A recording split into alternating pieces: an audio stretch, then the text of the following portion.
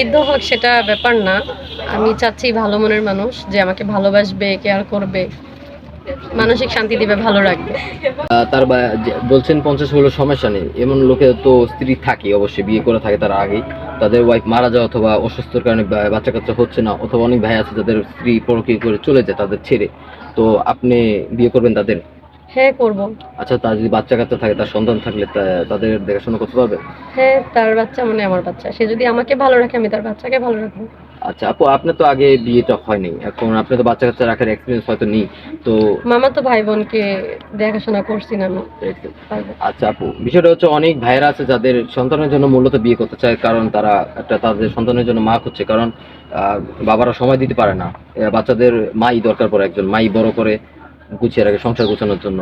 তো আপনাকে যদি আপনার দায়িত্ব নেয় তাদের বাচ্চার জন্য, আপনি কি বাচ্চাদের উপর অত্যাচার বা অথবা তাদের তিনখানা দেওয়ার কোনো মানুষ না না না, এমন কেন করবো? কোনো চিন্তা ভাবনা নেই? না না, আচ্ছা, তো আপু আপনার সাথে যোগাযোগ করবে কিভাবে? ভাইয়াদের সাথে যোগাযোগ করলেই হবে। সুপ্রিয় দর্শক, ইতিমধ্যে দেখতে পাচ্ছেন স্ক্রিনে একটি নাম্বার। আপনার নাম হচ্ছে মালা, বাড়ি হচ্ছে দিনাজপুরে, 24 বছরের একটা তরুণী। কেউ যদি ওনাকে বিয়ে করতে চান, অবশ্যই আমাদের স্ক্রিনে দেওয়া নাম্বারে আমাদের সাথে যোগাযোগ করবেন। উনি বেশ কিছুদিন আমাদের অফিস থাকবে। খুব ভালো একটি মেয়ে, বিনা যৌতুকে কেউ যদি বিয়ে করতে চান, দায়িত্ব নিতে চান, অবশ্যই যোগাযোগ করবেন। আচ্ছা আপু, নামাজ কালাম পড়েন? জি।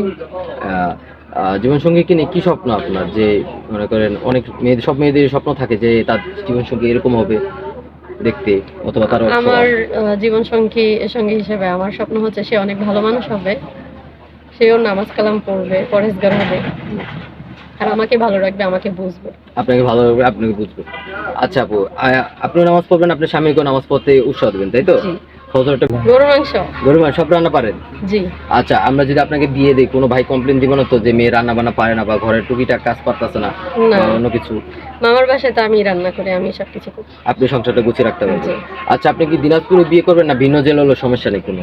যে কোনো জেলায় হোক আমার কোনো সমস্যা নেই। আচ্ছা, আপনি গ্রামে পরিবেশের সাথে মানিয়ে নিতে পারবেন? কারণ গ্রামে অনেক কিছু কাজ থাকে, ধান কাটা, ধান শুকানো, অথবা অন্য অন্য বিষয়ে অনেকগুলি কাজ থাকে, গোবর হাতানো, গোবর হাতাতে হয় নিজের।